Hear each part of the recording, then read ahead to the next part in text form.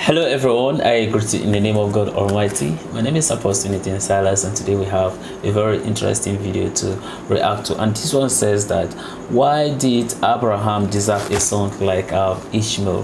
That's the blessings from God. I believe that this is going to be a very interesting video. I think that the Muslim is going to like this video, but very unfortunate, of course, it is the rabbi that will be explaining this. But then let's hear the Jews maybe perspective concerning Ishmael. Okay, and I think this will even help me to understand some things, understand about Ishmael. Okay, all right, so if today happens to be the first time of you checking out my channel, don't forget to subscribe to my channel and follow me on my Facebook and Instagram. And if you have any video you want me to react to, don't forget to drop it at the comment section and I'm going to check it out. So guys, before we get on to the video, I'm a theologian and I make this video not to discredit anyone's thought or belief. This is basically for educational purposes, and I believe that at the end of this video we all are going to learn from this. So guys, without any further ado, let's get on to this video and check this out.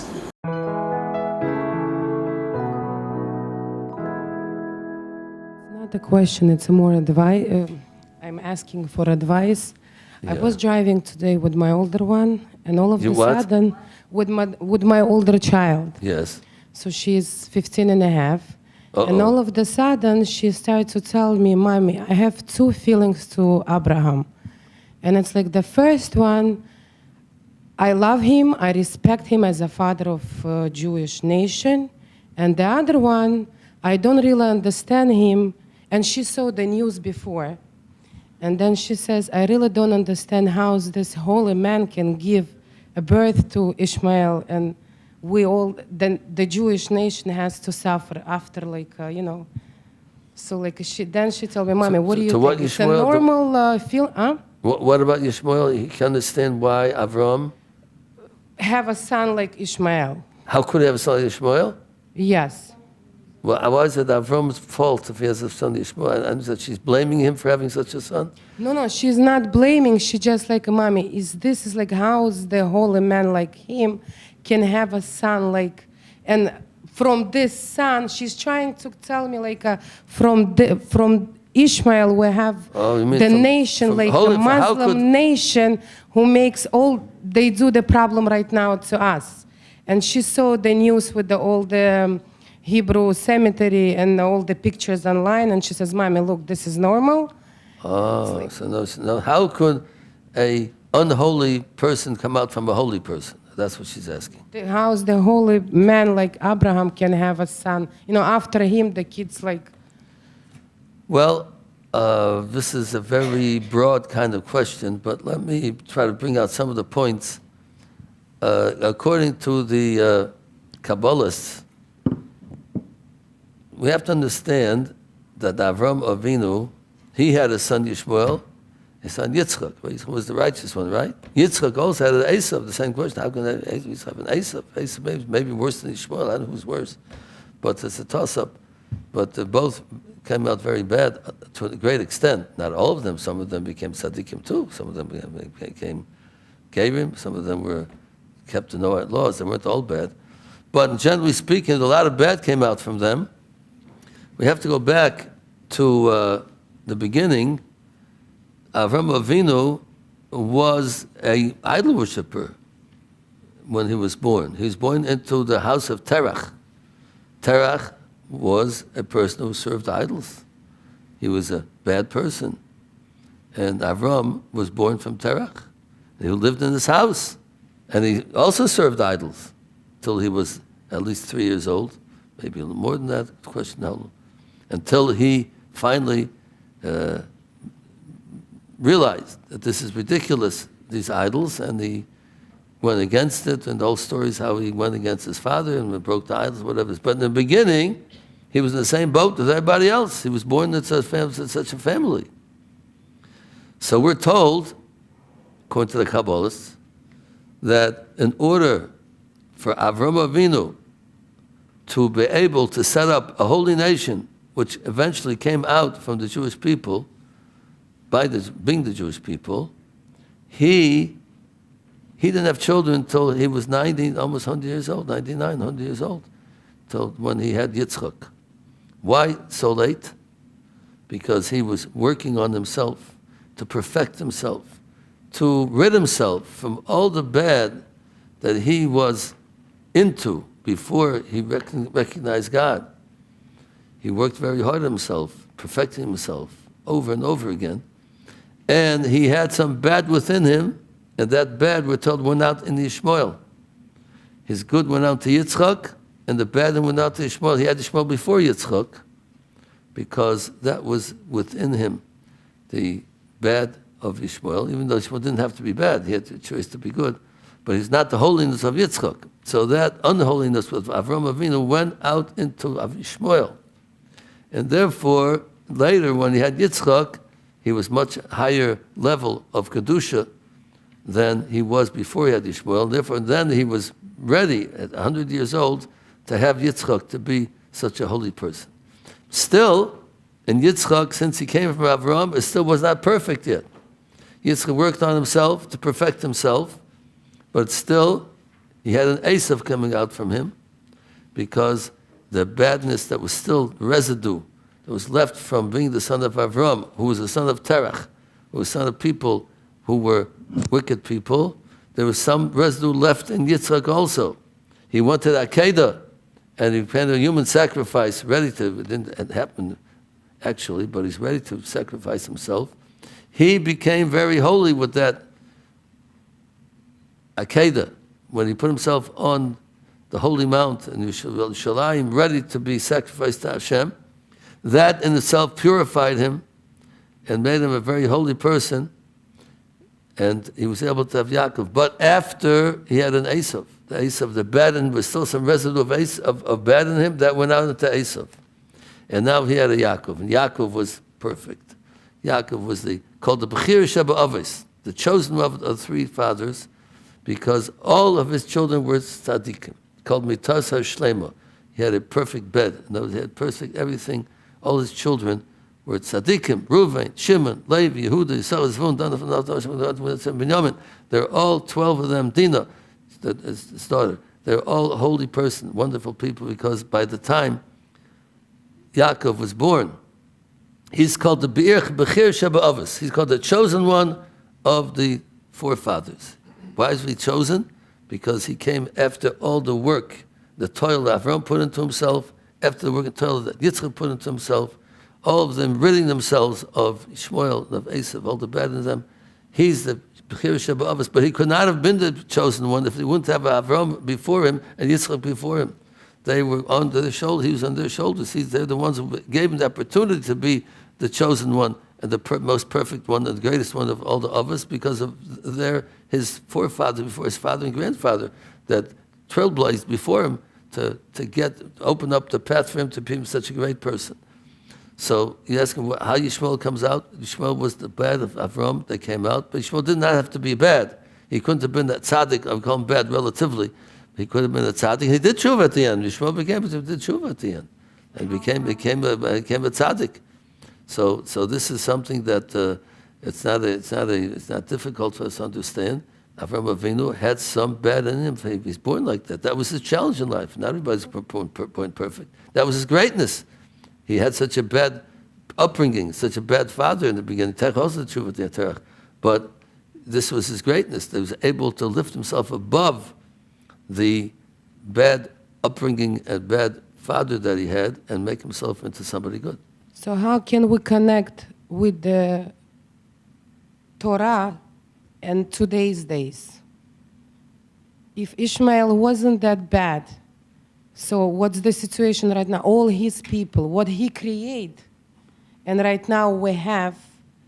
So I just, it's like I'm wondering how to answer to her. It's like all these questions, it's so difficult to tell teenagers and explain, even for me, for myself. Well, the question is, if he wasn't that bad, so why the nation? He didn't have to be bad. He chose to be bad. He became a Baal Tshuva.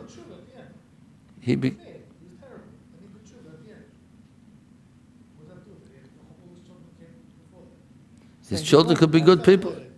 His children could be tzaddikim also. And a lot of them are. A lot of Arabs are not all bad. I think a lot of them are afraid to be good because they'll shoot him, they'll kill him. so they're afraid to say anything. But not all Arabs are bad. That's what the Torah Karta, who was against the state of Israel, they're all screaming that before they started the state of Israel, we were living with the Arabs. We're getting along with them.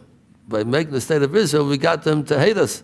And therefore they're against the state because they feel that the Zionists who created the state caused a very bad hatred with the Arabs toward the Jews. If they wouldn't have made the state of Israel, we would still be living together in peace, basic peace, and we wouldn't have all these problems.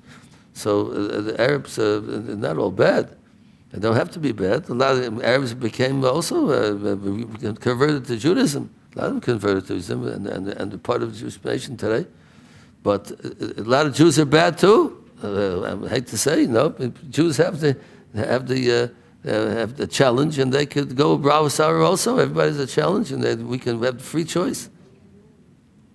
Wow, that's a very interesting video. Listening to this rabbi explaining Ishmael. We all believe that, of course, and we all know that when God called Abraham, of course, they were worshiping idol. Okay, that's what you understand they are doing.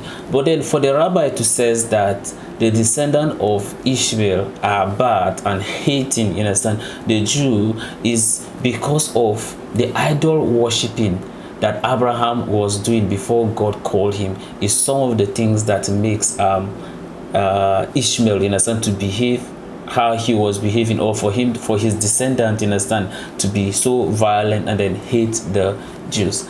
I don't think that, you understand, this even makes sense.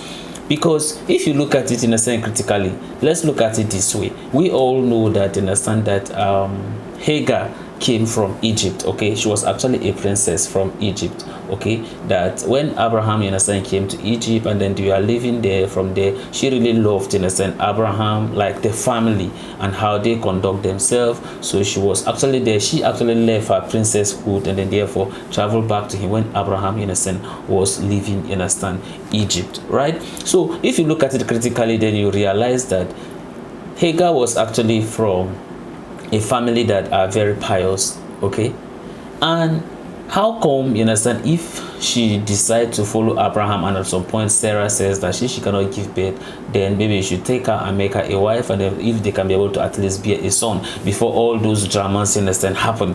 How does that translate to him giving birth to somebody who is bad? And let's assume that maybe because of some of the things that Abraham did in the past, or the worshiping of the idols that make him to give birth to Ishmael, that make him to have a descendant that are bad. I don't think that the rabbi even, like whatever he was just saying, I don't know if that's how the Jews, understand, think. But then I just feels like, understand, it's just wrong. Like, does that even make sense to you? Like, when you are listening to it, does that even make sense? You get, it does not even make sense. Okay, so how does that translate to Esau and Jacob? You see, is it still because of the Abraham, you understand, previous idol worshipping that he was doing that resulted of him to have Isaac, and then Isaac give birth to Esau and Jacob? So what now happened, in the sense, to Esau? Do you understand? Is it because of those that makes God not to bless Esau but rather blessed Jacob? And what now happened to the 12 children of Jacob that Joseph finally become, you understand, or Yusuf finally be the blessed one? Do you understand? Does those things even make sense? Whatever, you understand, the rabbi, it does not just make sense to me. I don't know if I'm the one, you understand, hearing this, but then I think that some of you, you understand, actually listening to the rabbi explaining this, whatever he was saying does not even make sense to me. But then probably, if maybe probably whatever he was saying, or if I am wrong, then fine. I would also like to hear from some of you, okay, to tell me your own thought, in a sense, concerning this, because whatever he's explained does not even make sense. I just feel like we as human beings, of course, we have a choice, right? And if somebody decides to do evil, that evil is not supposed, you understand, to be linked to the person, you understand, religion. And then therefore, because the person is from a particular religion and do something that is evil, then we says that, okay, it's the whole religion. I think that that is wrong. And I think that that's the kind of class of thought that maybe probably this rabbi may be coming from. It is wrong, in a sense, to look at the whole religion and says that they are wrong because of some kind of person. And there is no way that is actually written that's even in the Bible that states that Ishmael did anything bad, aside from how, you understand, it was talking about when Sarah sent them away with Hagar, and then the angel came when they are in the desert and they helped them. There is no way that is being written that Ishmael do anything that is bad in the Bible. There is no way. So we all know that, of course, that the Muslim are from the descendant of this thing, but then you don't expect that because of somebody want to maybe do a terrorist or do something bad to some set of people, then was like Allah is grace, Allahu Akbar, then automatically means the person is a Muslim. What if the person is just saying it and he's not a Muslim? So it will not be good for us to generalize it, and because of the way people like to generalize some of these things, is one of the reasons why I see the world are finding it difficult to fight terrorism. Why? Because people like to generalize with a particular religion. What is wrong? I know a lot of good Muslim. I have stayed in a Muslim house. They are very good people. So where did we get all these things by relating it to Ishmael? This rabbi is talking about because of the idol worshiping that Abraham did before God called him is one of the reasons that makes him to give birth to Ishmael, and then Ishmael having a descendant that are actually terrorizing the world. It does not even make sense to me. But anyway, I would like to hear your thought and opinion concerning this at the comment section, and may God bless you as you do so. So this is the end of my video. If you like my reaction, you should like, share, and subscribe. If you have any video you want me to react to, don't forget to drop it at the comment section and I'm going to check it out. So guys, you remain blessed and I see you in my next video. Bye bye.